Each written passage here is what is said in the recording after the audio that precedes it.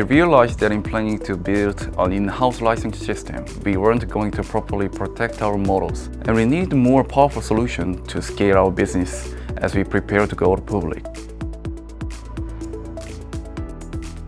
Sentinel was the only licensing platform that could protect our applications with Python and C++ code. It gives us much greater flexibility in development and in the ability to adopt new pricing models. We can deploy our software with on-prem and cloud licensing, and we continue to have control over our license even after distribution.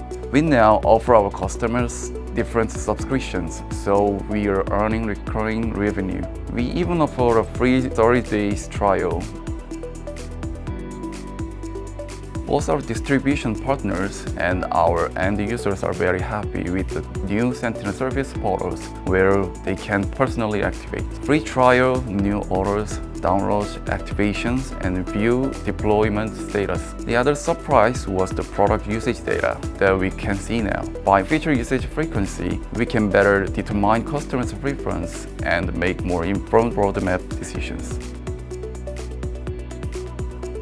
We were able to quickly move through the implementations, partly because, unlike other foreign companies, Thales has a Korean office and provides support in the local language.